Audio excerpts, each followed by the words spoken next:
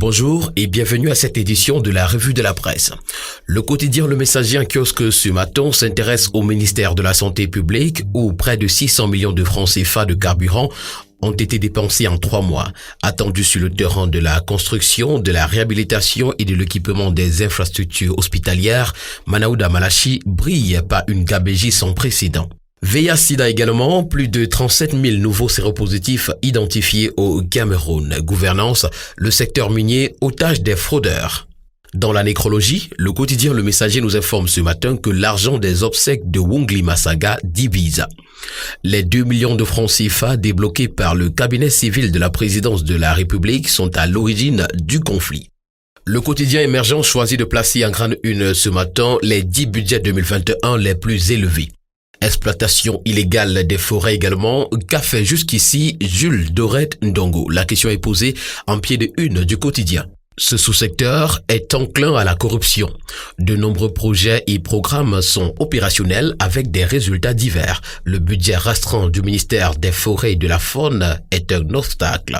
L'enquête de la rédaction du quotidien Émergence est à retrouver ce matin des pages 8 à 9. Pour le quotidien Le Jour, c'est la Covid-19 qui intéresse, la mi-temps à l'école s'essouffle.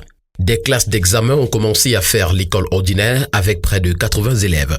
Les établissements scolaires sans salle de classe supplémentaire, sans enseignants supplémentaires, ont tenté de mettre en place un système de double flux qui a vite atteint ses limites. L'analyse d'un expert est à retrouver ce matin des pages 2 à 3 du quotidien Le Jour. Le quotidien parle également ce matin de barreau du Cameroun. 10 avocats se désolidarisent de la grève. Une source au Conseil de l'ordre leur rappelle les principes du règlement intérieur. Et au sujet de cette grève des avocats, le quotidien Mutation nous parle du garde des Sceaux comme étant le grand muet. Ce dernier n'a fait aucune communication officielle depuis lundi. Des robes noires proches du pouvoir se désolidarisent du débrayage. Le journal Action du Rassemblement démocratique du peuple camerounais que ce matin parle de la campagne. Jean Kueté galvanise les troupes sur le terrain. Le président de la Commission nationale de supervision de la campagne pour l'élection des conseillers régionaux du 6 décembre prochain du RDPC est à Bamenda ce 2 décembre pour encourager davantage et appuyer certaines commissions locales. La cloche hebdo, en kiosque également ce matin, parle des recettes douanières. Louis-Paul Motazé réussit son plan d'optimisation. En l'espace de 3 mois, sur instruction du ministre des Finances, elles ont atteint une hausse de 104% par rapport aux prévisions. Au premier semestre 2020, les recettes douanières affichaient un montant de 300,7 milliards de francs CFA, en baisse de 58,8 milliards de francs CFA par rapport à la performance de 2019 et de 7,8 milliards de francs CFA par rapport aux prévisions 2020. La cloche hebdo parle également ce matin de marché public, les grandes révolutions d'Ibrahim Talba Mala.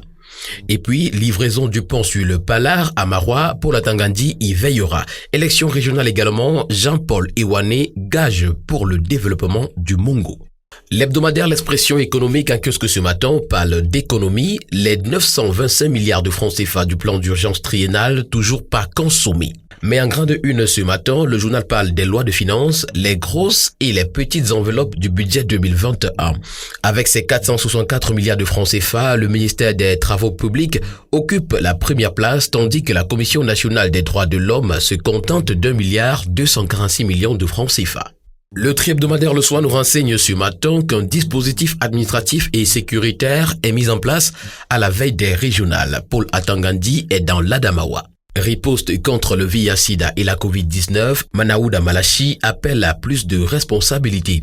Et pour sa part ce matin, le quotidien Essingan place en grande une la situation du sida au Cameroun. Le Sud est en tête avec 100,9%.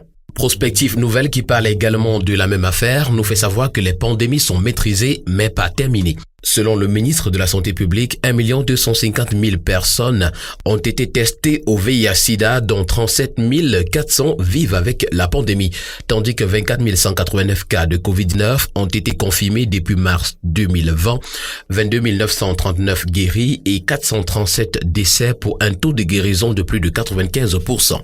Régional du 6 décembre 2020 également dans les colonnes de prospective nouvelles ce matin, le RDPC au secours d'un commandement traditionnel en Lambo dans le Mbam et Inubu et dans la Haute-Sanaga. Réalité Plus qui parle également ce matin de sida Covid-19 nous fait comprendre que ça a reculé, mais 1000 fois vigilance. À Tok Est également, le sous-préfet Njala accusé de trafic du bois. Rare au bureau, il est tous les jours au carrefour Mbama pour faire charger les camions des forestiers clandestins. Le poste forestier est sans agents, tous chassés par le sous-préfet. Dans la région du Sud également, Abbé Solo Monefon est un valeureux candidat conseiller régional. Le quotidien L'Épervier s'intéresse également ce matin aux élections régionales. Le professeur Justine Difo salue l'entrée remarquable des femmes. La coordinatrice nationale du réseau More Women in Politics se dit satisfaite de l'investiture massive des femmes dans les différentes listes de candidatures dans les conseils régionaux. 22% de représentativité est un bon départ sur le chemin de la parité dans le processus de décentralisation. Pour l'œil du Sahel, ce matin, à l'extrême nord, grogne des insuffisants rénaux à Maroua. Le journal nous fait également savoir ce matin que les fils et filles du Mbéré sont devenus des apatrides. Boko Haram, un terroriste, se suicide pour échapper à l'armée. L'hebdomadaire Signature parle d'imbroglio ce matin au sujet de la situation qui prévaut dans le Nozo. Plusieurs acteurs, déclarés ou sourds-noirs, opèrent dans les régions tourmentées du nord-ouest et du sud-ouest du Cameroun. Dans la mêlée, les intérêts se chevauchent, s'entrecroisent ou s'entrechoquent. Le journal Ouest Echo s'est plongé ce matin au cœur des élections régionales et notamment des enjeux dans le Kunki. Candidature de Asiaka, guerre des chefs, Madeleine Tuenté dit tout sur les régionales. Déclaration des chefs traditionnels également, à qui s'adresse-t-il? La question reste pendante ce matin à pied de une de Ouest Echo. Echo Matin pour sa part parle de barrages hydroélectriques. Le gouvernement lâche l'arc d'eau. Avec 100 milliards d'investissements, la réhabilitation du barrage aurait pu satisfaire l'ensemble de la demande en énergie du Grand Nord, en proie à des délestages sans précédent. Cependant, les pouvoirs publics ont déjà choisi d'autres options que de poursuivre ce projet entamé depuis 2018. Echo Matin nous parle également d'emprunts obligataires BDIAC, 3 sociétés de bourse camerounaises comme arrangeurs.